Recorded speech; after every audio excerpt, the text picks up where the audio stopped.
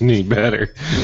Yeah, boy, it's August 12th, and it's episode 85, and this is the Fantasy Football Auctioneer. I'm your host, Uncle Buckets. The Fantasy Football Auctioneer is the official podcast of thefantasyfootballauction.com, the internet's only website dedicated to fantasy football auctions. You can find us on Facebook at facebook.com/Fantasy Football Auctioneer, or follow us on Twitter and Instagram. We are at Fantasy Auction. We've got a new setup tonight. Blister and I are a little bit of a round table. And, of course, like always, we got a great show for you. We're going to talk running backs tonight. I noticed last week I started at Blister by saying we're talking running backs, and all we did is talk quarterbacks. So tonight we're actually going to talk running backs. So we got a little bit of news to talk about, some Twitter questions as well, even an audio question. But, of course, our experts, they're always here. I tried to do this like Dr. Seuss, Slim. He's beside himself from installing so much siding at the cottage. I did it almost. Slim, how you doing tonight?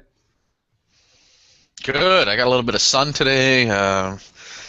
Got one more day up there, and then some other stuff to do. It's a long story, but whatever.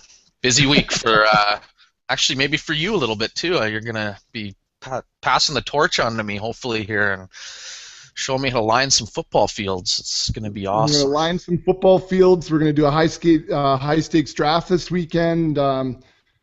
We've got a lot of football from all different angles to do. It feels weird to look at Blister while I'm doing this. Anyways. Don't make eye contact. When he rubs my leg, it's really awkward. Cross the screen. Wake up. Just remember, nobody on the podcast can see that we're side by side. Anyways, he's using construction paper to make a sign of Steven Gostkowski, so he can put it up at the Pats-Vikings game on September 14th. Blister, are you pumped for an outdoor game at Minneapolis? I am. I just hope it's not raining. But, yeah, looking forward to it. Bex, thanks a lot for looking into that and getting it taken care of. And heading down to Mini for our annual game, and because they're playing in the Gopher Stadium this year, we thought we better get down early before it was 30 below. So I think we made the right choice, and we'll head down and do a little back-to-school shopping probably at the same time, won't we? Wonderful. I mean, you don't want it to be like the Grey Cup in Winnipeg or anything, no. So go in September, and it's the Pats too. And Steven Gostkowski, because that's who you'd be cheering for, because $9 man. I think he's got a sign that says $9 on it. He's worth it. Anyways, we got lots of show tonight. So if you guys are ready, then I'm ready. Let's cock the hammer. It's time for action. So like I said, we've got a great show for you tonight. We're going to talk all about running backs. But first, we do have some letters, and I don't know why I dropped a Blues Clues soundbite in here last week, but I might just stick with it because where else could you drop that? So we've got some emails, tweets, audio. We've got all types of stuff. So let's listen to the letters. And now the song will go letters. We got letters. There we go. All right. So the first one we got is an audio question. I didn't really know how to put this onto the podcast so that the guys can listen to it live too. So I'm playing it off my phone. So those of you who are seeing it on YouTube, that's why it looks a little bit goofy. But we got an email from a fan. His name is Stu. That's what he signed off as. And he left us an audio question. So this is a first for us. So guys, have a listen. Hey, fellas. I just did a online auction draft a couple weeks ago that was set up to be about 32 rounds. After the draft was done, I was looking through my team, and I wasn't real thrilled with the lack of depth I had, especially at the running back spot. I know myself, late on in the draft, I was kind of having a hard time and knowing which guys to target or which guys to be bidding on, sort of when you get to these deep sleeper, bottom-of-the-barrel type guys. I have another draft coming up in about a week or so. I was wondering if you guys could recommend any guys that I could be bidding on or kind of keeping in my back pocket that other guys might not know about. Thanks a lot, guys. All right, there you go. I think we need him on the podcast. No ums, nice deep voice. He sounded pretty good. We'll have to talk to him. Sounds better than I do. Actually, speaking of voices, Slim, I was playing the pod out loud today at home, and my wife just thinks you have a voice for radio. She didn't say a face, but she did say a voice. So. Well, I know there's no face there, that's for sure. The voice, Anyways, really? It looks like the B93 I sound so stupid when I listen to the pods. So I guess the question, guys, is deep sleepers at the running back position, and who you can kind of sit on and maybe get some value out of late in your draft. So Slim, why don't you talk to it first? Who would you be targeting late in your draft? Well, 32 rounds, that's obviously deep. I think somebody like Jerick McKinnon is a guy that I'm really growing on. If he's kind of the first guy off the bench, Toby Gerhart got touches last year. McKinnon's a much better athlete. They might get involved in the passing game. I think he could definitely explode this year in limited touches with his athleticism, and obviously if AP goes down, Blister. Good. Well, yeah. If AP goes down, then he's the man. I've been trying to get him in lots of pools. Unfortunately, in a couple, there he is. They're very stingy. The owner's a Vikings fan, and most of the time, so it's tough to get him from them. But yeah, he's someone I'm targeting right now. Even James White. I mean, I've had him for a few weeks in some pools, and now the hype is kind of growing. So you might not be able to get him as cheap as you would have a few weeks ago. But we know what happens in the backfield in New England. It's kind of the hot hand type thing. He's got a guy ahead of him who fumbles a lot, and it looks like he's a better pass catcher than Shane Vereen, at least according to reports. So if he can get some pass pro down, he might be a decent third down back even this year. And who knows, like you said, if injuries, Vereen's kind of a Band-Aid. Ridley fumbles a lot. Who knows? James White could be the guy getting the majority of touches in a couple weeks out of the year. So he's a guy I'm targeting very, very late in drafts too. All right, and so these guys are obviously just a buck or two, like a bargain store type of a buy. Oh yeah. Oh yeah. Okay. So Blister, what do you got? Well, a couple guys to look at. Maybe Charles Sims in Tampa Bay. He was drafted by the current coaching regime, and they're not. He's a bigger back than Doug Martin. He can do it all. He can catch. He can run down. He can run through the middle. I think he's a guy that if Doug Martin has any struggles, that they could be going to him right away, or he could be even a third down back. So if you're in a PPR league, you're going to pick him up late in the draft for probably $1. A couple guys to keep an eye on now too, and we're probably going to talk about this in the news, but Alfred Blue or Jonathan Grimes in Houston. Arian Foster has yet to really appear or do anything in camp. Actually, I don't even think he's been in camp yet, has he? But even, I don't think. Well, but even if he does play, and he's got a bit of an injury history, and I don't know if his heart's in it. These guys right now, Grimes is a guy that nobody would have drafted a week ago. He'll be out there, and who knows how many guys will be on to him in another week or two as well. So he's a guy definitely you could pick up later on. James Starks I like as well.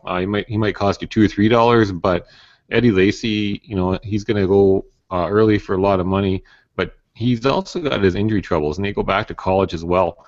So James Starks is a guy that's a number 2 role. He's looked pretty good so far in preseason.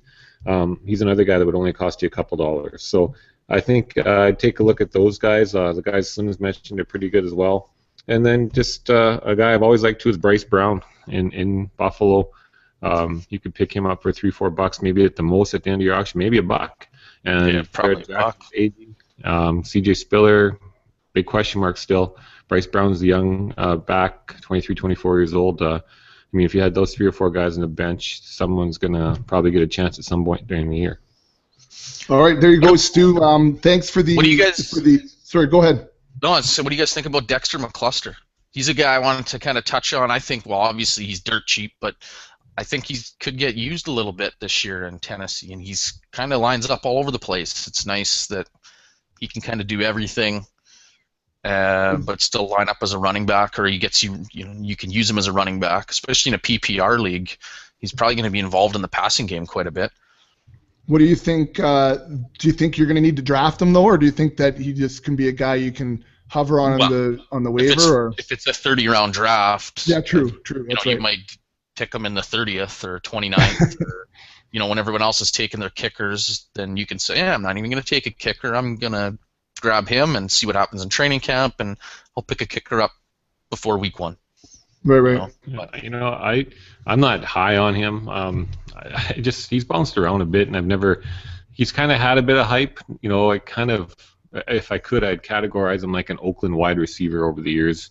His name's always been there with the potential to be this guy or that guy, and I've never really seen it happen. So I'm going to let somebody else take him, and I just one of those guys that I can't see me ever winning.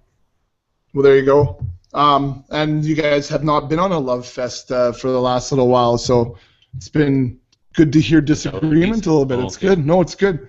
Well, last year we got in trouble a little bit for always agreed too much. Agreeing too much. And actually, we've got we was it a tweet or an email, Slim, where a guy said he likes that we have different points of view. So yeah. I don't know. I didn't see that. Well, I don't know. Put a camera in this place Friday night when we're drafting. I was gonna say Friday things broken. Maybe who knows? It'd be good. And just on a sidebar, I can't wait till Dave gets on YouTube and sees us sharing a microphone here. I can just imagine. Anyways, at least it's not a milkshake. Yeah, 2 straws or spaghetti. Sorry, do I have to do a Fox and a Hound? Not Fox and a Hound. Lady and the Tramp. Anyways, let's go. Let's go on to the second question. This one is from Twitter at Medina8251. His question is, what are your thoughts on 3 different running backs, DeMarco Murray, Chris Johnson, and MJD? So seeing as this is a running back pod, I thought that's a pretty good question for us. So Slim, what do you think about these 3 guys heading into your 2014 draft? Well, we'll get into it a little later, so I try not to spend too much time here. But I mean, I like DeMarco Murray quite a bit. Top 5 back for me, and we've talked about him quite a bit. I think he can be one of the most productive guys in the league as a running back when he's on the field, and I think that offense is going to have to do a lot this year, and he's going to be a focal point of it. So it's tough not to like him. Chris Johnson, I like probably the least of this group, because he's got Chris Ivory probably taking goal line touches, Bilal Powell, or maybe Darrell Richardson. I think it's Bilal Powell's job to lose. He can kind of be used as a third down back. They've already said they're going to split time between all 3 of those guys. So to me, Chris Johnson doesn't have tons of value if he's not getting the majority of the touches. And MJD, he was kind of in that same boat, and it seems like they've said that they're going to use him the most. And I think he can be involved if you're in a PPR. It seems like he will be involved somewhat in the passing game still. He should get the most touches if you're comparing, say, Chris Johnson to MJD. It doesn't sound like Darren McFadden is going to be that huge of a factor. Plus, we know his injury history. He's not going to play a full season anyway. So, yeah, I like him probably second of that group, and then Chris Johnson, like I said, third. All right. So, Blister, what about you? Chris Johnson, DeMarco Murray, MJD.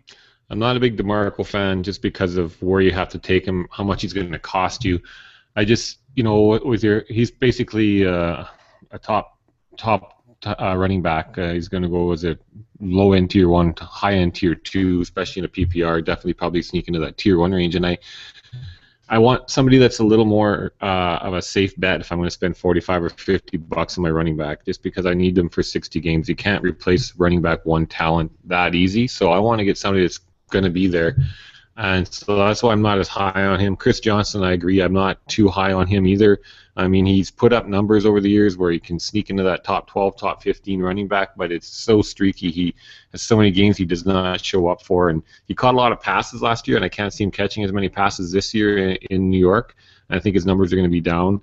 But I would maybe take a flyer on MJD because he's going to be a guy late in your draft, probably $5, $8, $9 range. And if you got that money left on your budget at the end, I might. I mean, I'd still probably rather let somebody else buy him, but he's about the only guy that out of the 3 that I potentially could have on my roster at the end of it.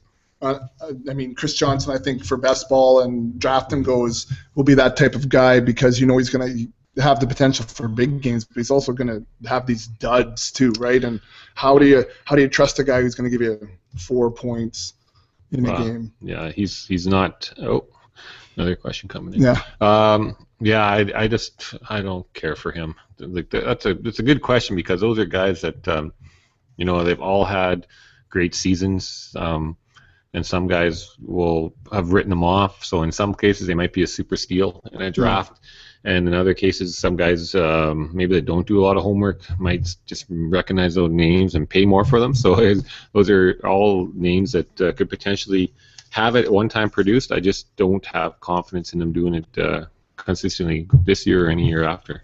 Well, and Slim, like your article from, the last article you wrote, that idea of not looking at season totals but looking at week to week. Chris Johnson is a classic example of that. Guys who walk in with the magazine are going to see him ranked in the 2013, he can be an RB1 this year, and then if you play with him, he's the type of guy that just makes you want to stab yourself in the throat. Wow, and that's the alluring thing with him, too. He always, at the end of the year, finishes as like, he gets into that RB2 category. He always seems to squeak in there. And, yeah, he's so bad for certain games. It's just, but he always manages to get in there. Just when you think he's dead. It's hard because weeks in and you're like, look, he rushed for 1,000 yards still. How does this guy do it? But he does it, and that's one of the reasons why. I mean, before, if you would have asked me a couple of weeks ago, I actually didn't mind him. I was trying to get him for cheap in a lot of pools because I thought I could get him for cheap. Anyway, sorry. Okay, that's all right. We lost you there. You cut out. That's okay. Yeah. Let's move on to Ad Feldberg's question, Slim. He's asking, if you're in a league with only 2 starting wide receivers, does that put a higher onus, nice word, on running backs? Slim, go ahead. Talk about 2 wide receivers. Well, I wouldn't say it puts more importance or anything. I try, and I think running backs are important anyway. What I think it does more than anything, if you're only going to start 2 wide receivers, or any position for that matter, if you start 2 running backs only or whatever, the fewer starters you put at a position, to me, it just says the more money I need to spend on those starters.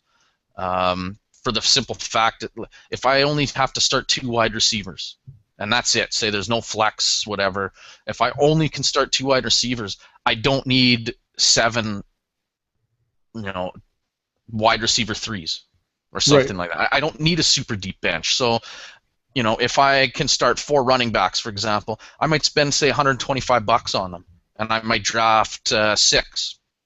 But if I can only start 2 of something, well, I don't need to draft 6 or 7 of that position. So I'm going to take that same amount of money, or maybe a little less, and I'm going to put more to that towards the starters and not worry so much about depth, or having quality depth anyway. I'll maybe want 1 or 2 decent bodies for depth, and then the rest I'm going to go try and get really cheap and try and hit some home runs or play the waiver wire and wait for guys to emerge. So, Blister, what about you with 2 wide receivers only in your starting lineup? What does that do for your running backs?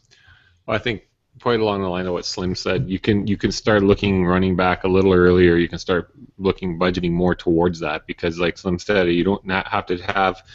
You might have 6 receivers on your team in total or something like that, but if you have your 2 studs, they're playing every week except for their bye weeks. So you really don't have to go and invest a lot more money in your bench, because they're only going to fill in twice potentially if your guys stay healthy.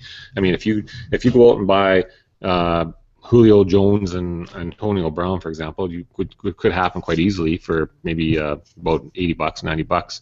You're going to play those 2 guys every week. You're not going to go and grab Terrence Williams and stick him in for Antonio Brown one week. Right. But at least you can turn around and you can still afford maybe a $40 or $50 running back and another good quality running back. So that's how I would look at it if you only needed 2 starting wide receivers a week.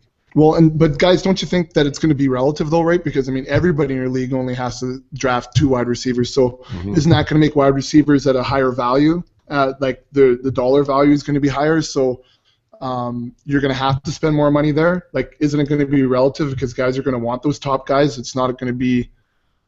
Yeah. Oh no, it definitely could be. I mean, that's what you would think would happen. I mean, and if it was me, I wouldn't hesitate to spend a couple extra bucks on an elite guy, or 2 of them, both. If I got to spend $5 more on both of those guys combined, I'll do it because I know that I can just take a little bit of money away from my bench to do that because I don't have to put a premium on those deeper bench positions like I would if I had to start a bigger starting lineup. So. Okay. All right. Well, I like there's a running back theme coming with these Twitter questions. We just had one come in under the wire here, so Slim was just typing it onto the old script while Blister was answering the last question. At Jay Gibson 314, we haven't heard from him in a while. He's asking if there are any rookie running backs that are worth bidding on as an RB2 or an RB3 this year. So, Slim, what do you think about that, rookie running backs this year? Well, I'm going to save the obvious one for Blister because I know he really likes him, definitely much more so than I do. But I would say, well, I'll let him get into that then, because I definitely don't. But I look at, say, Carlos Hyde now. I think he can be an RB3. I wouldn't be surprised if he gets 10 touches a game. And I look at somebody like Devontae Freeman, who I'm a little more skeptical about, but we'll see in training camp. I mean, he's looked at his first preseason game, he looked explosive. Obviously, when Steven Jackson comes back, he's going to get, the majority of the touches. But, I mean, who knows with his hamstring, how long that could last. But I look at Freeman and I think, he's a low-end RB3 with upside. I mean, that's the thing I like about him.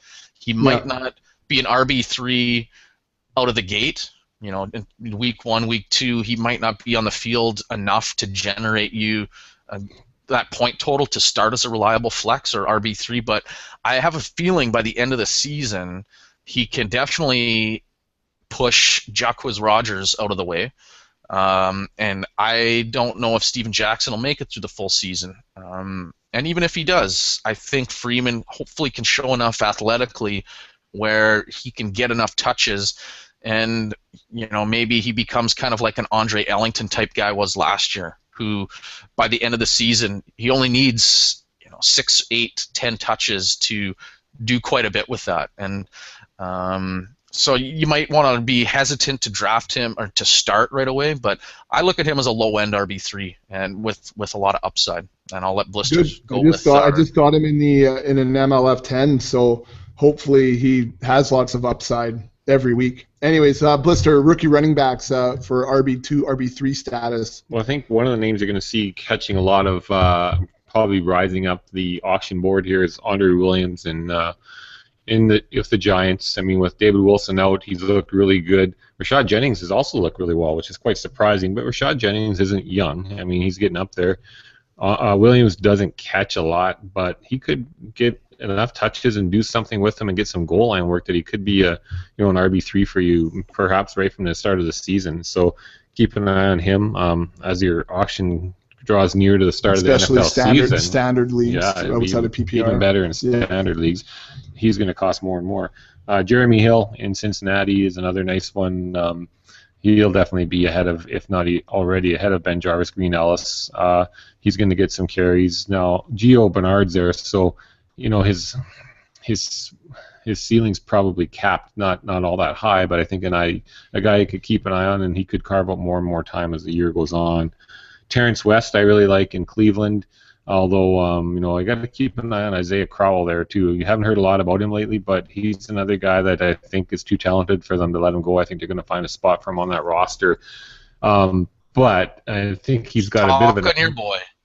He's on the top of the list. I see the paper. Crowell needs a bit of an attitude adjustment because he thinks he's all that already. He needs to put some time in.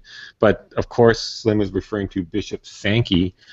Bishop Sankey I have on a lot of teams right now. Probably no chance of me getting him in our auction because people are going to make me pay way too much for him. But I think he's a kid that starting off, he was the first running back drafted. He is the guy that is he's got the opportunity. I think that offensive line is better than we've given him credit for last year. So I think that he's going to really have a chance to get the ball and do something with it right out of the gate. So I think he could be at RB3 easily and potentially RB2. I have him in my tiers already in tier 2. So I think big things are going to happen for him. We got a little background noise. Mrs. Blister is digging in the fridge, so to get a peach or nectarine, whatever that is. I can't tell from here with my new glasses on, Dave. Anyways, okay, good stuff, guys, and I like that the Twitter questions were really based on running backs too, so it helps us stay along with the theme. Just before we get into the actual running back talk, though, let's have a look. We've had a couple questions, guys, about what our optimal team would look like. Like if everything went status quo and what we have listed on our website as auction values, stays true and everyone bid, everything worked out that way, what would your perfect team look like? And some guys are interested in that, I guess, just more so because it would kind of show off some of your strategy as to like where you put your money and where you save your money and those types of things. So hopefully this is helpful for the listeners, and maybe it's something we could type up too and fire on the website too, so guys could have a little look at it as well. I was going to do an article about this so people could have the numbers to stare at. See, he's officially made a note on it. And just on that note too, I guess I wrote an article. It wasn't much of an article. I more posted pictures today. But our buddy Kiwi in New Zealand asked to take a look at what all three of the fan leagues looked like, because he's going into a draft and it's like doing 3 mocks, right? And seeing everybody's team and seeing what the maybe a little more of a regular fantasy player versus a higher end, heavy researched fantasy player, and what those teams would look like. So what I did on the website is I put all 3 of our leagues on there, so you can see the rosters and the dollar values for each of the individual players. And I thought that might be an interesting thing to look at, because you really get to see 3 different leagues, 12 teams per league, 36 teams, and what those look like. And it's all different strategies across the board too. So it might be an interesting look. So you can check that out on the website, thefantasyfootballauction.com. I think I called it /draft recap. I'm not 100% sure though. Side wager, 3 of us. Somehow we should figure something out. Whose team does the best? Or maybe it's just win-loss record. Maybe it's goes the farthest. Maybe it's total points. We have to figure something out. Some little side wager on our 3 fan leagues, and we have a little something to play for, even if our fans kick our butts in all 3 of them or something. What I liked about posting that on there too is that my draft is the end of June and Blister was at the beginning of August. So there's about a 6-week span there as well, and just maybe having a look at how values changed over those 3 weeks. I mean, it's a small sample size, but you can see it all right there. Boom, boom, boom. It's all in front of you. And the pictures might look a little bit small in the format that we have them on the website, but if I have it so you can click them all, it'll blow it up and you can see 3 teams at a time and have a closer look. So anyways, I posted that today for you, Kiwi, longtime listener, follower, draft kit purchaser, question asker, and now fan league participant. That's right. I was actually watching Shark Week, Kiwi, and they're actually down off New Zealand. They're looking for a 20 or 30-foot great white. It was pretty neat. But he's going to be stateside here soon because he's doing a big football tour. Hey, Slim? Nice. Oh, yeah, that's right. He said he's going to a Niners game, and then he's going to New York, and he's going to like 4 games or something, he said. I was jealous. He's going to that new Niners stadium. And that will be nice. There's a hockey game there this year, too. I saw that, too, yeah. They're doing everything. Anyway, why don't we go through it, Blister? I know you've got the stuff here in front of you. Why don't you quickly go through what your optimal lineup would look like? Well, I think, the question we had from the listener was, give us what your team, some different samples of your teams with your actual auction values and what your team would actually be and kind of what tier they're in. So this is kind of what I do all the time. I'm kind of crunching numbers, trying to optimize what would be my best lineup. And, when I look at all the drafts we've been in so far, all the auctions, basically, when you look at your auction, there's really only 2 strategies when it comes right down to it. Are you spending all your money on your starters with minimal on your bench, or are you going to go like I call low budget and try not to, set a limit? You're not willing to go over this dollar value. I did one was, for example, at $25, and then that's the only way you're ever going to have money and depth on your bench. So I mean, I say there's only 2 ways because, there's when you say you're going to spend all your money on your starters, there's different scenarios in there. For example, are you going to go running back heavy? Are you going to go wide receiver heavy? Quarterback, tight end? What combination are you willing to spend your money on? In most auctions, between 4 and 7, every team, has only between 4 and 7 guys that they play double-digit money on. So I looked up big past auctions, and anywhere from $10 to $65, we'll say. And that's double digits. So that's quite a huge range. But only there's only so much money to go around. They can't go out and buy the best of everything. They go buy two $65 players. They're really limited. They might only end up with two more guys over $10. Right. So the most I saw on any one team was 7. Like that might have been their most recent fan draft or something like that. But so you think about that. Only 4 to 7 guys are your over $10. So $10 is not a lot of money. You're not getting a stud at $10 unless it's a big, huge sleeper. So I threw together my first one, and I really highlighted wide receiver. I wanted to go really heavy at wide receiver. So here's what my team looks like, and I'll go through it fast. But like I said, I'm going to write up an article so you can sit down and look at it later. I'll go through 2 teams, and I'll compare what's similar and what's different. So I went heavy on wide receiver. Brady was my quarterback at $7. My running backs were Spiller 23, Gerhart 21, and again, these prices are based on our auction values. Wide receiver, I got Julio 42, Jordy Nelson 38, Keenan Allen 23. My tight end was Pitta at $4. Kicker was Gostkowski at $1. D, that doesn't matter. D was I just put $1 for a D. Flex was Sankey at 24. On the bench, I had Heath Miller. Because I got a tight end, I'm pretty comfortable I'd be playing Brady all the time. So my tight end, Pitta, maybe I throw Heath Miller in once in a while. So I bought 1 extra tight end. I put 3 receivers and 3 running backs on there. So Heath Miller at 3, Andrew Hawkins at $1, Marvin Jones, who's now out till October, for $3, Jarrett Boykin for 4. My backup running backs were Niles Davis at 1, Jerry Starks at 2, and Bryce Brown at $2. So I spent 16 on my bench. And what I noticed with looking at all the different scenarios, maybe I bought Peyton Manning and Graham, or maybe I went LaShawn McCoy and Monty Ball or something, or I spent big bucks. Most of my scenarios, I always had between $11 and $16 left on my bench based on that. So it wasn't a lot of money. I was getting $1, $2, $3 guys at the best. And basically, my quarterback was a tier 3. Running backs were tier 3s. Wide receiver had 1 tier 1. You could argue Jordy, some like him in tier 1, but most people have him tier 2. Keenan Allen, I had tier 2. Pitta, tier 3. Sankey, I have tier 2, but most people probably have him 3 or 4. And then on my bench, Heath Miller I have as a tier 3 tight end, but the rest of my guys are basically tier 5, tier 6s. So then I went, the other scenario like I talked about, I said I wasn't going to spend more than $25 on a guy. So Cutler for $3.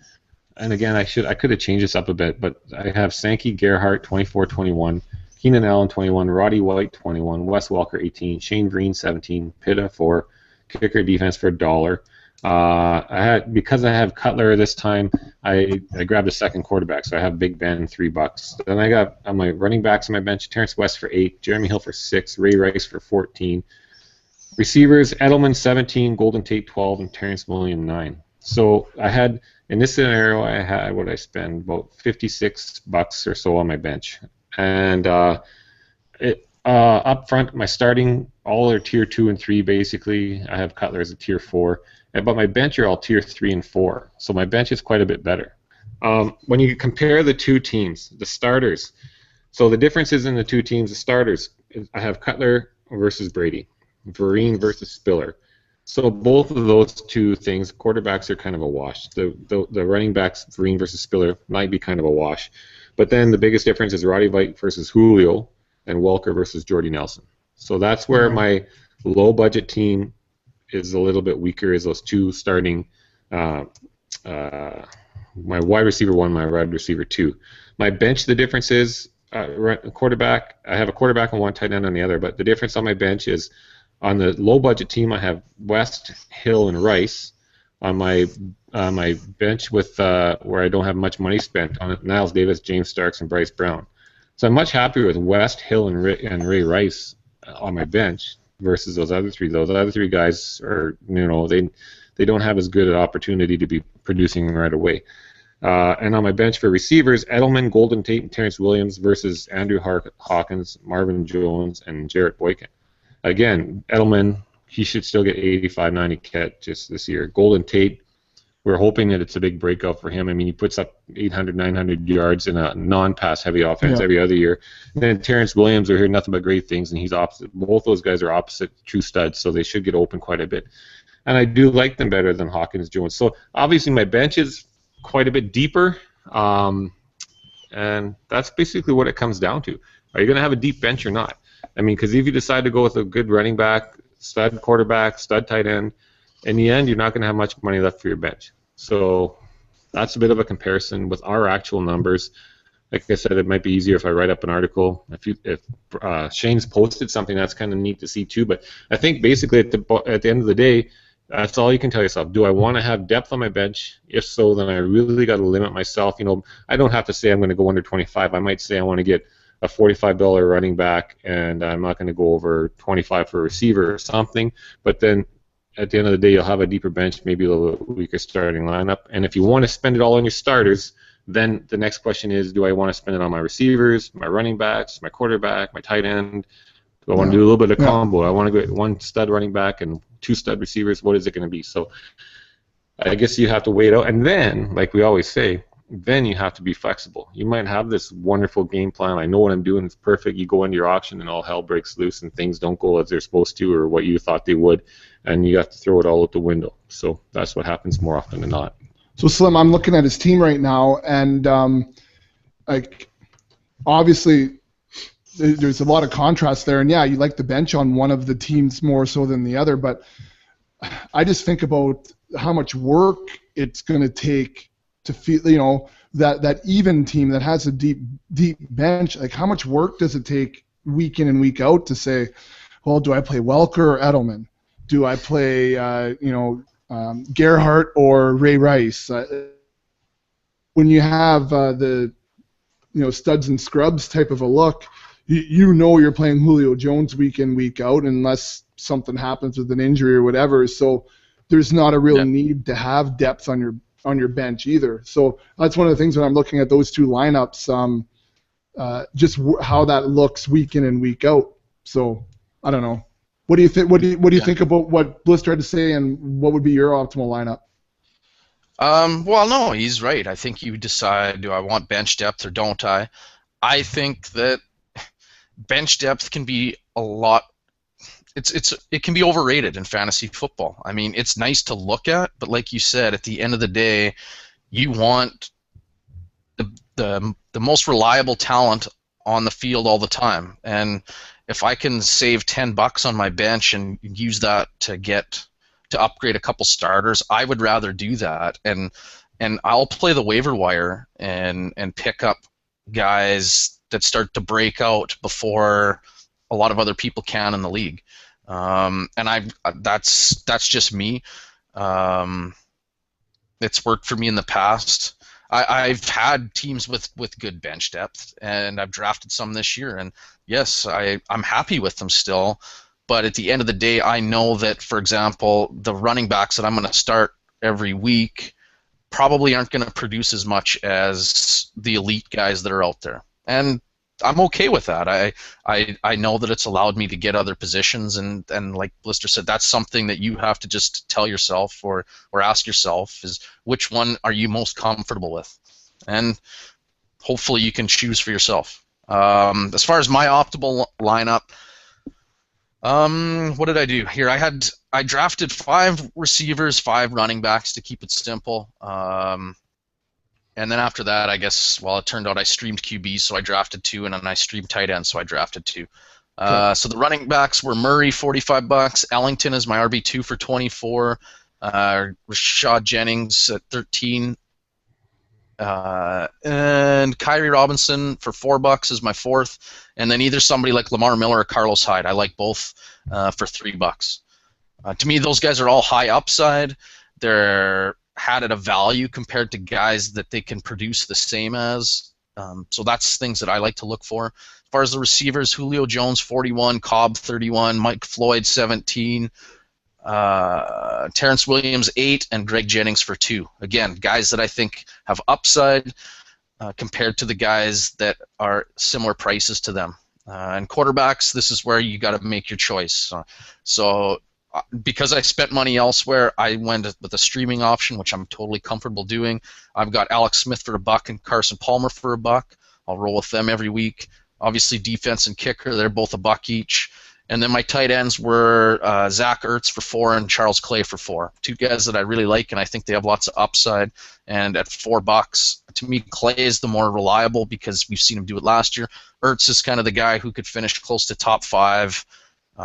So you're kind of looking for that high upside guy there. Right. Okay. Well, I think both of you have kind of hit on it. Like, this is a good thing to do. It's good practice, and this is why you mock. You try these different. You do what Blister did, and you do 2 different ones. Which one do you like more? Which one can you get most of the time? This is the trial and error of it.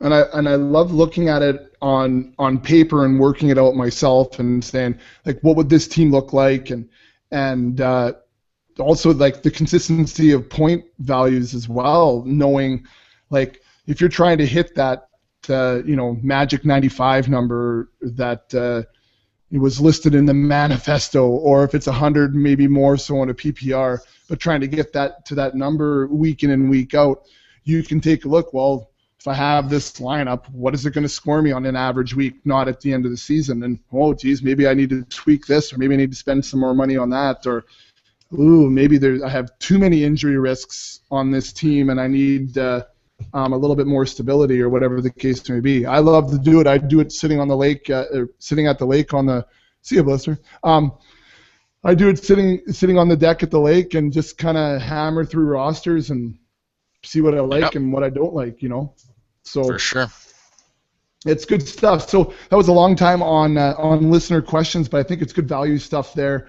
So let's keep that rolling. Let's move into the second segment here. We're going to take a look at the running back position.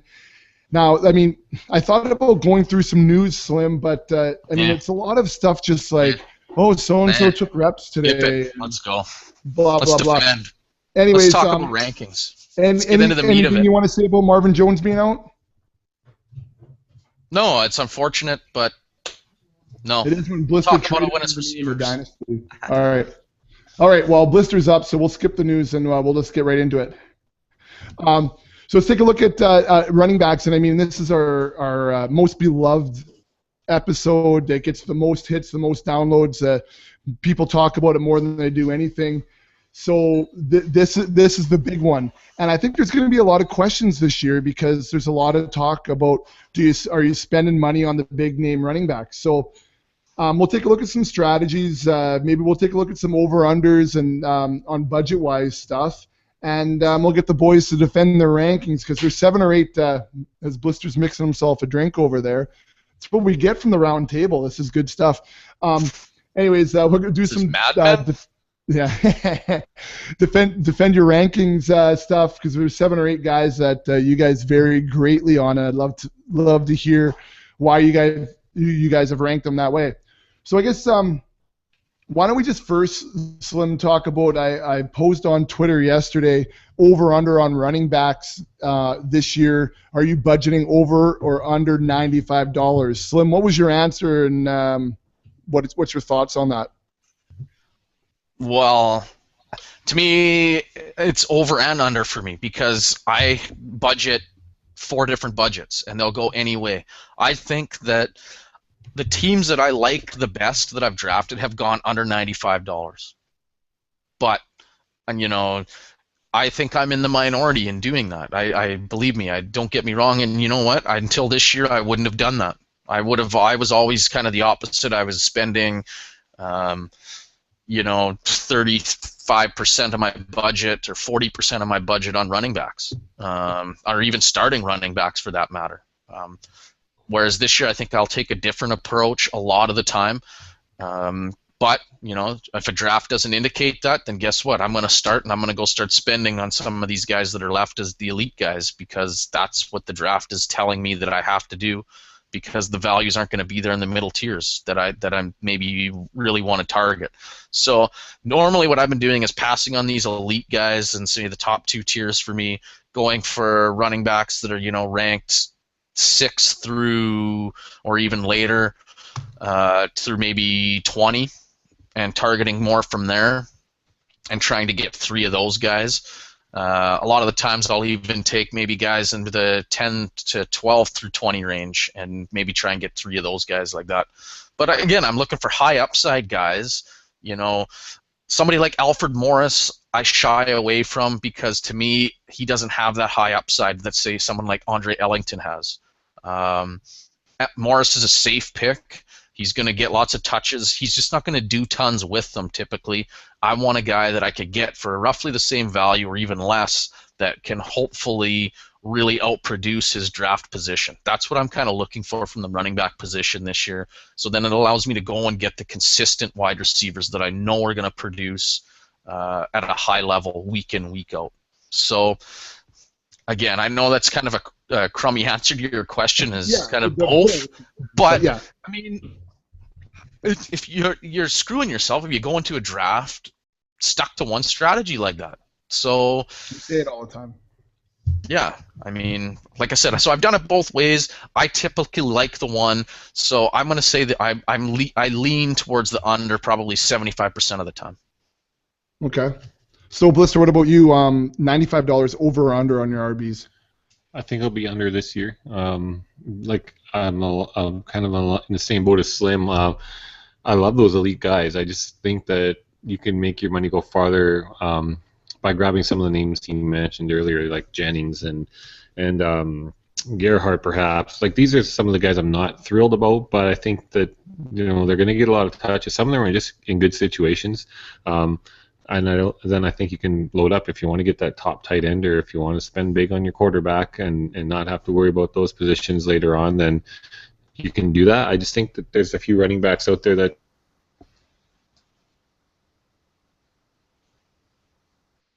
And for me, right, I mean, I think a month ago, if you asked me this question, or if I asked myself this question, I'd be leaning more like you guys, thinking I'd be under.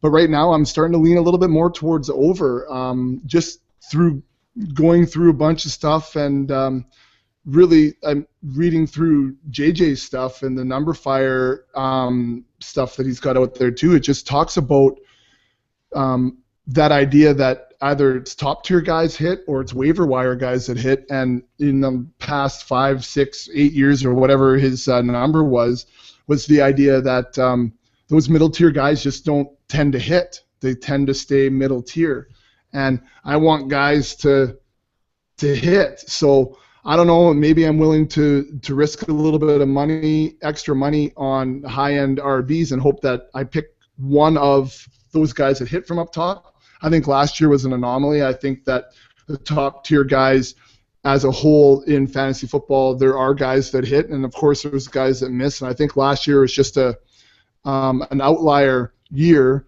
and I'm hoping that guys who are listening now hopefully aren't too many that are drafting with us, but I think guys are going to be thinking like you, and so I think I'm zigging, which we say 100 times, but.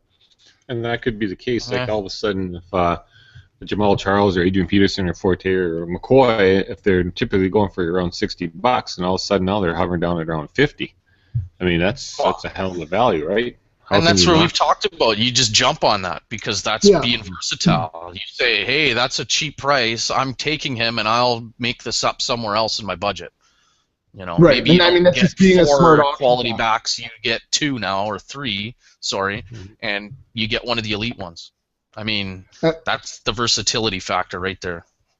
And I think that there are some really late-tiered guys too, like could be a Fred Jackson for $1, let's say. Yeah, he's old and whatever, but he's been old for 5 years, and just year in year out he can produce, and he, he's still there for a reason, and who knows what they're going to do with CJ and Bryce Brown and whatever. But for $1, he either hits or he misses, and I'm not too worried about it. But maybe getting a guy like Rashad Jennings, well, maybe he's got Andre Williams who vultures them all year. I just don't think the situation is any better for a guy like Rashad Jennings at $14 more than Fred Jackson.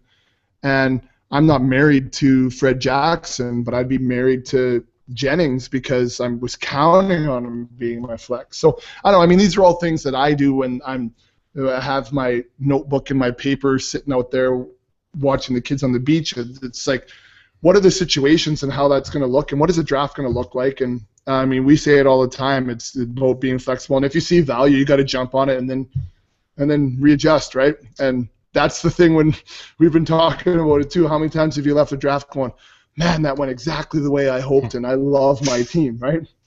Never, yeah. Never does. So that's why I put it on the website today. I changed the title on the draft kit. It was like, tired of looking at your team after a draft and being disappointed? Let us help. And now I just said that we're never happy with it either.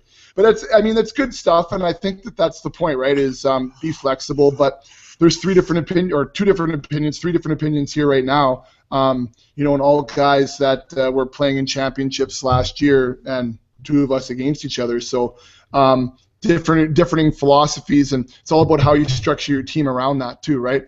Spending $95 on your RBs doesn't mean jack if you pick the wrong two, and it doesn't mean jack if you have no idea what you're doing at the wide receiver position or at the quarterback position or whatever. So you got to keep all that in mind. All right, good. So next thing, I just someone wanted to ask you a question here. There's been a lot of talk in the snake draft world about this idea of zero RB, which if those of you who don't follow snake, which you probably shouldn't too much, but the idea is that you don't draft a running back until round 5, let's say, and you're going to go wide receiver, tight end, quarterback, or something along that lines, and you're just going to sit and wait, and so you're really going to be saying something like we were talking, those tier 4, tier 5 running backs are going to be your 1s and 2s.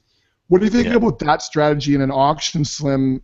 How would you see that panning out? And does it work in an auction, or is it just kind of like a snake strategy?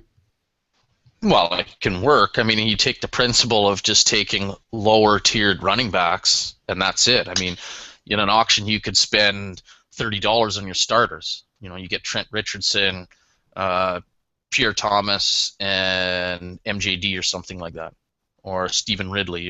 There's $30 worth of running backs. There's 3 of them. I would say that's kind of zero running back.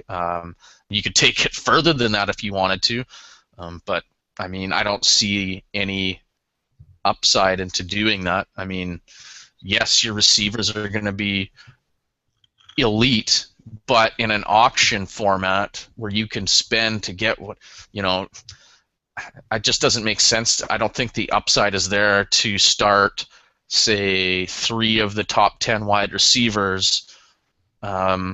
You're not going to score that many more points if you could say than if I was starting 1 of the top 10 and 2 from the top 20. You know what I mean? Right. Versus if I have Adrian Peterson and Ellington starting against Maurice Jones-Drew and Stephen Ridley every week. I just think I'm going to be outscored in the running back department so much versus guys that aren't going to be that much below me in the wide receiver position. So I get the strategy. I mean, in a snake, that's the unfortunate thing. If you want elite receivers, you just have to take them at your spot. So you have to pass up on running backs, and you don't have the opportunity then to get any of these other guys. Especially if you're picking, say, at the very beginning or end of your round, then you're waiting, 24 picks or so before you get a chance to pick again, before you even have the opportunity to get another player. So I get why guys are doing that in a snake draft, because they're valuing receivers way more, and they're seeing the importance of getting these elite guys. While in an auction, you don't have to take it to that extreme, I don't think, because you can still get any of these talented players anytime you want to. Doesn't matter if you nominate them or not. So you don't have to wait these long stretches where you cannot do anything. So I get the strategy. I think that Blister talked about when you draft 4 or 5 running backs that are in, say, tier 4 and 5. That's to me a zero running back approach. It's just not as extreme as maybe the ones we talked about here. Well, and just saying that as far as a snake, I just in the halfway through my first MFL 10, and boy, it's a slow process. I don't know why these guys don't do some of the pre-draft selections, but anyways, that's that's where you get kind of handcuffed, and that's why you got to love auctions, Blister. Is like if if you're picking in the first 4 picks in a snake, your pick is already picked for you. You're picking, Charles or Shady McCoy or Forte, or it's picked for you. And then if you're picking at the back end, I was picking at the 111. You're not getting a running back, and then your running back's going to be Le'Veon Bell, and so you're thinking, well, then I might as well get A.J. Green and Julio Jones on the turn or something along that lines, and it's already picked for you. It's scripted. So I can understand, like some said, for the snake. Blister, what do you think about the quote-unquote zero running back approach as far as auction goes? Well, I think Slim nailed it on the head. You're going to be looking at grabbing your tier 4, tier 5, a lot of those running backs that have potential. You're looking at probably in zero running back $8 to $15 range, maybe $20 range at the most. You might be grabbing the names he mentioned, Joyk and Ridley, Thomas, guys like that, Pierce, Terrence West, perhaps Andre Williams, guys that could potentially break into a bigger role. But that's the thing, is potentially they could. I mean, they might, like you made a good point, Bex, when you talked about the Number 5 article, that those guys typically are your tier 4 and tier 5 guys. It's these other guys that you got your studs that are going to be your studs probably, and then all of a sudden these guys that come out of nowhere and you get a chance to play and become, this breakout player. Yeah. Like, for example, right now, this Jonathan Grimes. So say Jonathan Grimes develops into a player, Arian Foster misses any time. He's one of those guys that you're going to spend $1 on right now that potentially could, maybe he becomes something. Who knows? But it's too early to tell. But those are those guys, like, when Alf Morris came out of Washington that year and had a big year and different things like that. And I don't mind gambling on some of these rookies with the high ceilings, because we've seen every year over the last few years rookie running backs still, just because they're a rookie, they seem to have a better chance of cracking the top 10 than some of the other skill positions. So, if you're taking a West, a Hill, Devontae Freeman, things like that, they have great opportunities right now. They're in a good spot. They have the talent, as long as they can pick up the game well enough, and then, they get somewhat of a break maybe along the way, and they get the number 1 role. Well, then maybe you got a guy that is still your potential number 1. So it definitely is a strategy. I mean, there are definitely. I think it's probably nothing new. There's a lot of different names for it out there, but when you look back at other auctions over the years, I think if you could pull up people's rosters, I think you could see that a number of teams have done that, and sometimes their hand was forced because they didn't want to bite the bullet on the high priced talent, and sometimes they just that was their strategy going in. So I mean, like we've said many times, have a number of strategies, know what your team would look like. Do what we did here tonight with that strategy, and if you can live with that and think that could be a recipe for success, then go for it. Yeah, and that's where your research is going to come in, and you have to know guys and know their situations, and not just know the top 2 tiers of every position, because when you see value and it shows up, then you got to jump on it, and then your whole lineup changes from what you thought it was going to be. And it's not like a slow draft. You don't get 8 hours to decide who you're going to pick next, and you can't just look down the ADP line and say, oh, well, this is who I'm picking up next. So doing this stuff, and the guys who are listening to this podcast are those guys, right? They're the guys that have been listening in June and July when the other 11 guys in their league have been, waiting for the magazines to get on the shelf. They're listening week in and week out and doing that research themselves. And I mean, we've seen them in the fan draft. We see them on Twitter. And that's going to be a difference maker when push comes to shove in your draft and you got to make a decision now. You don't have time to call it up on your laptop and see, hey, should I be bidding on this guy because he's already gone? Because he went for $22 when your sheet in the magazine, the cheat sheet said 32. Yeah. Now what? So good stuff. And I just thought there's been a lot of talk in the snake world about this zero RB, so thought it might be worth talking about as far as auction. And I mean, I knew what the answer was already, but so it wasn't like I was trying to learn. But anyways, let's take a look maybe, guys, at some defend your rankings here. Listed on the website, if you go to thefantasyfootballauction.com/player-rankings, or just click on the button on the top, you can get to our composite rankings where all 3 of us list who we list all the different positions, and then there's a composite score, and they're listed as far as our average between the 3 of us. So you can check that out on the website. But when going through it, setting up the script, guys, I noticed that Is that not the right one? Well, I just That's the one that's on the website. I don't know why I was doing that though. I made changes. See, I was got 1313 right there. I was going through that tonight and it had some screw ups on it. I don't know why. All right. Well, that's what's on the website right now. So we'll. Changed it. So you changed it, so it'll be changed on the website right now. That's yeah. okay. All right. Anyway, so we're pretty standard between the three of us at the top three positions. I mean, you can say who you like, who you don't like, but with Shady and Jamal Charles, Adrian Peterson, and Matt Forte, that's pretty standard as a 1, 2, 3, 4 in various combinations.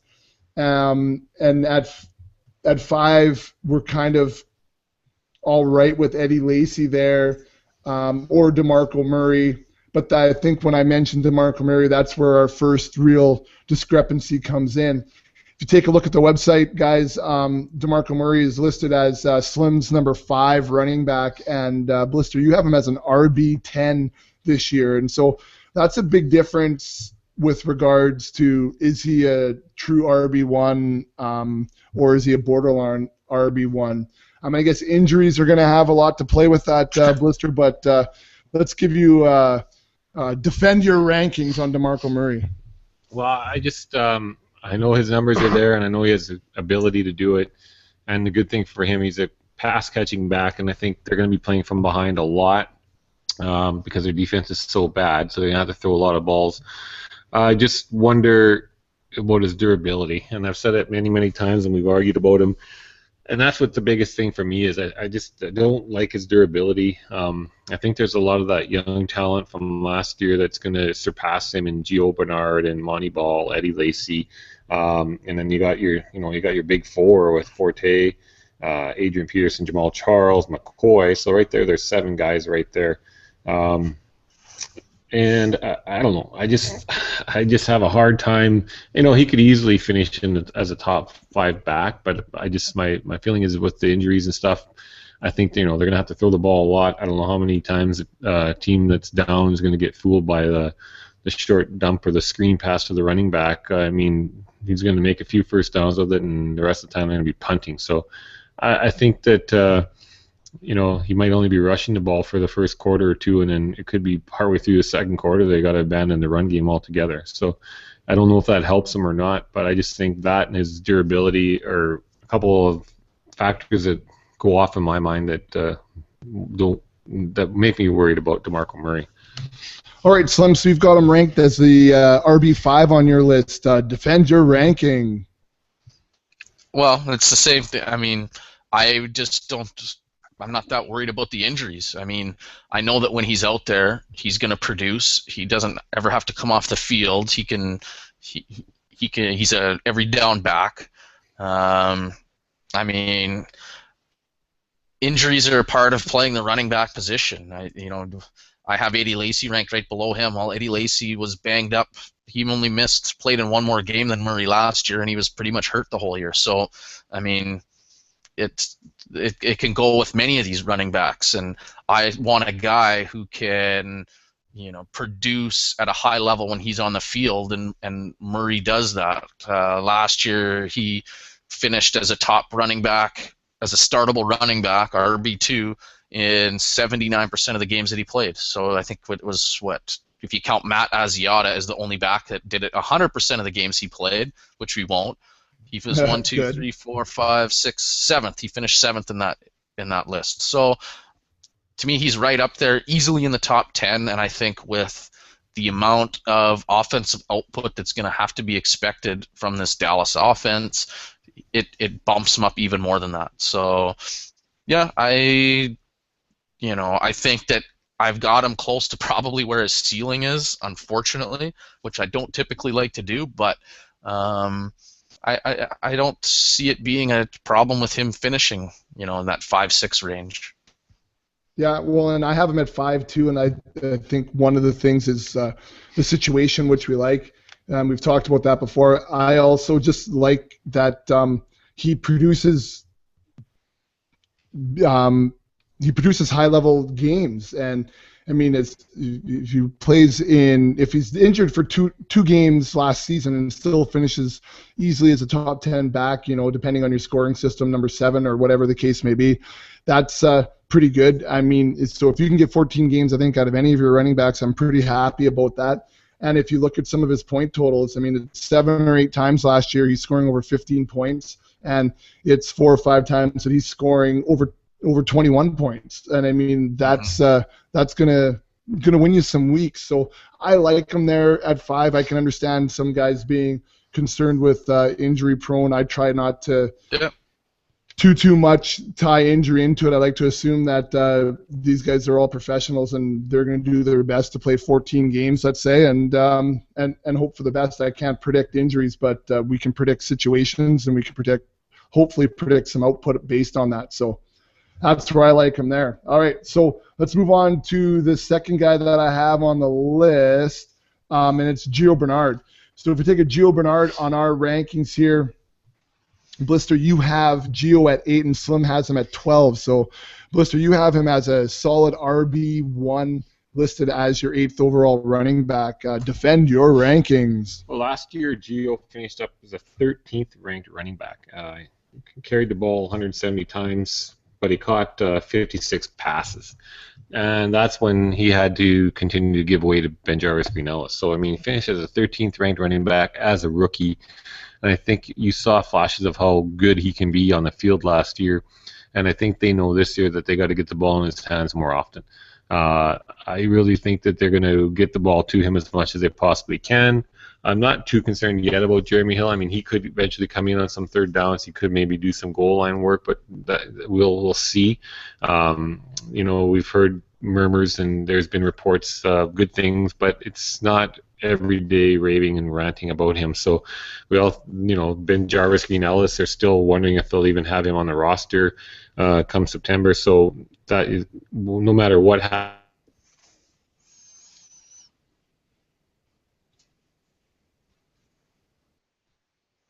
that explosive type player that could break one for 60 yards. I mean, we all remember that play last year where he ran back and forth before he finally ended up scoring. I mean, he's an exciting player to watch. I think he's going to get plenty of opportunity to play.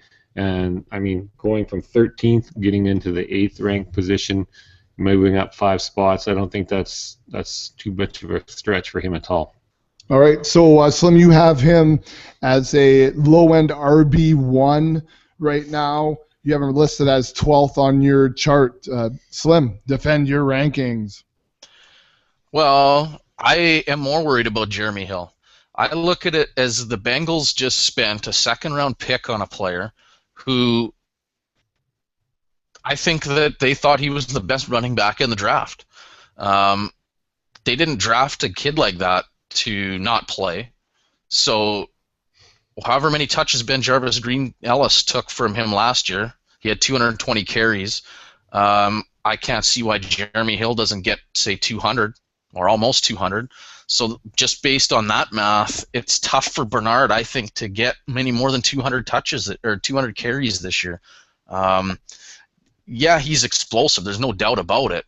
But I just have a hard time with – I just don't see why a team would spend that high of a draft pick on a running back, which, let's face it, if you draft a guy in the second, that's pretty much a first-round running back pick nowadays. 3 years ago, that would have been a first-round running back. It's just that's not the case anymore. But talent-wise, he is. So I don't see why he wouldn't be heavily involved. Not saying more so than Bernard, but heavily enough where he's going to be a cap to what Bernard can do. I think that he does get some goal line touches and definitely some red zone touches. But I think you could see a lot of Jeremy Hill on first and second downs where Bernard's going to be off the field. And Bernard isn't an every down back. He's not built like that.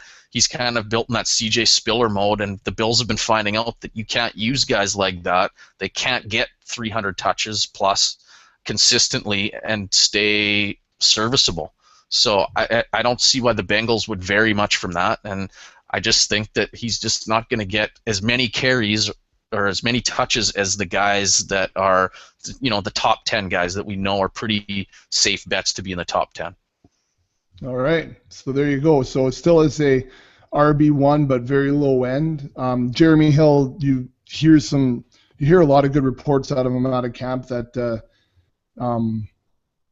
that same idea, Slim, like you're saying, that why do they spend such a high draft pick on Jeremy Hill if they're confident with what Gio has to offer? So it's going to be interesting to see here as we get into week 3 of the preseason too. Yeah, and I don't, like I said, I don't. It's not a knock on Bernard's talent. It's the NFL now. They want different backs with different skills, and they want very good running backs. You see lots of teams, they're gonna. I don't want to call it running back by committee, but they're gonna use very talented runners that have different skill sets equally. And unfortunately, it's not good for their fantasy production. Yeah. True enough. Sorry, Blister, you're going to say something there? Well, that's what I was going to say. I don't think it cuts into Gio's workload. I just think that he replaces Ben Jarvis Green Ellis, right? So, yeah, does he instantly get 200 carries like a veteran back? I don't know. It depends what he can do on the field, if he's going to pass protect and stuff like that. Yeah, no, that's the thing. I mean, Ben Jarvis, though, had a lot more carries. I keep saying touches, but I mean, let's face it. I think what did Ben Jarvis? He had 4 catches. So nice. I mean, total touches, they're probably very similar. But I just don't like the fact that and Ben Jarvis is still on the team. So now there's 3 backs that are going to be fighting for carries, and obviously I think we know who the bottom of the pecking order is going to be. But yeah, I don't think it's as not optimistic, or maybe there's a lot of guys drafting Gio with huge expectations when they're maybe not kind of looking at the big picture. They're just saying, this guy's an awesome athlete and he's going to take it to the house every time well, it's not Arizona where there's kind of a lot less competition. So I don't know. Yeah, well, so what I have next here listed, guys, is to take a look at Zach Stacy. Blister's updating his numbers as we go, always messing with my system. Well, no, something is wrong with this, because I updated them actually on the 10th, and but for some reason that didn't save. I thought it just saved automatically. Yeah. But if you looked on the 10th, my rankings had 2 number 9 ranked running backs, which was wrong. And I went through that, and I noticed that a couple numbers were repeated a few times. So I just was quickly trying to go through and correct all that again. But I have him as 11 anyway. All right. Well, let's take a look at Zach Stacy.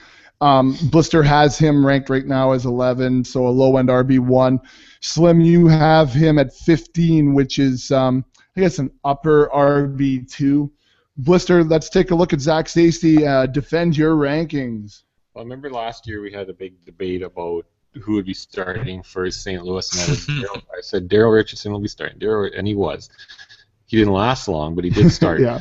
But I keep thinking back, it's so funny in the fantasy football world, maybe in football in general, how quickly people write people off. There's a shiny new toy, and the old toy is kind of forgotten over there. I mean, last year Zach Stacy, he was a young guy, he was a rook, and he needed some time to learn and pass protect. And they had Benny Cunningham, they had Isaiah P, Daryl Richardson, they had all these guys that were going to replace Steven Jackson. And Zach Stacy, he was a bright shiny new toy, but we didn't think that he would be getting the start right out of the gate.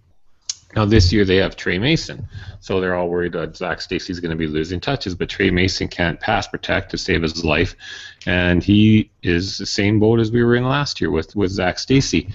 Zach was great last year, and all of a sudden there's a new shiny toy. Trey Mason comes along, and now Zach is just nobody in a lot of fantasy eyes, and I just don't get how fast they rate him off. So now Trey Mason is supposed to be this special running back, and then next year if they draft another one, Trey Mason will be garbage. Like it's so stupid how fast people write people off. And we look at, especially in redraft leagues with these guys that are, you want them for the 1 year, and like last year I would have been probably not taking Zach Stacy. This year I'd love to have Zach Stacy. I'm not worried about Trey Mason. Benny Cunningham he's another guy that could get more touches, probably will, than Trey Mason for a while. By the end of the year, do I think Trey Mason will carve out a better role? He potentially could, but as Zach Stacy gets in there and plays well, then maybe Trey doesn't get that opportunity. Last year he finished as a 20th ranked running back, averaged 14 fantasy points per game. If I take a look at that in terms of what that rank would be, this will take a while. No, I won't. He would have been 16th, so nothing real exciting. But I mean, there's guys ahead of them played 3 and 8 games, and their stats are kind of and 2 like Matt Asiata. So I mean, you could take those 3 guys out of the equation. He's up to 13 as terms of fantasy points per game average. I just think that he's the guy that's been there. He's done that. I don't know how he suddenly got bad over the winter when last year that's all they could do was talk about Zach Stacy. And I think that he'll be that guy that starts. He'll play well, and I think if at one point, I guess what would have concerned me a lot is the defense is in his division. But unfortunately, I think some will say that San Fran's defense isn't what it used to be. Even Arizona's got some guys gone and guys hurt and suspended and stuff that they're not going to be what as crazy good as they have been either. I don't think so. It comes down to the Seattle defense, and I think he had one good game at least against them last year, maybe one stinker. But I just think that he's the guy that has an opportunity. He's young legs. I think he'll do great this year. All right, so there you have it, Slim. He has officially defended his rankings. Your turn. You have Zach Stacy sitting at 15, 4 slots behind Blister. Defend your ranking. Yeah, I don't think that Stacy's not talented. Couple things that again, it's the draft. I mean, Trevor Mason was a 3rd-round pick. He's going to get chances. What he can do with them, that's up to him. Stacy's a 5th-rounder. That's not, he's nothing in the eyes of the Rams. Those 5ths and later, they're totally expendable. And that's the running back position. It's been like that in St. Louis. It's going to be whoever, makes the most of their opportunity. And, yeah, Stacy's going to get first crack. There's no doubt about it. He's going to get touches. Is he going to have games where he gets 26, 27, 28 like he did? He had 33 touches against Tampa Bay last year. Touches. Rushing, attempts. That's not going to happen. He's not involved really in the passing game. If you look at his points last year, he had a couple of huge games against weaker defenses. But when he played Seattle, not a big game. He had actually the one game he put up yardage, but he didn't score. Even against San Francisco, he didn't break 100 yards, didn't score. Against Seattle at the end of the season, he had 4 points or something like that. Against Arizona near the end of the year, he was under 10 points. Yeah, he plays some tough defenses. That's going to hurt his value a little bit. But, yeah, I mean, is he still a high-end RB2, low-end RB1? For sure. Yeah, I mean, that's, to me, his ceiling, though. And, yeah, there's a lot of potential for him to lose some carries this year. And, to me, that's the biggest worry. I still think he gets 15 to 20 a game, though. I mean, you're just not going to see those 25 to 30 touch games that he got last year.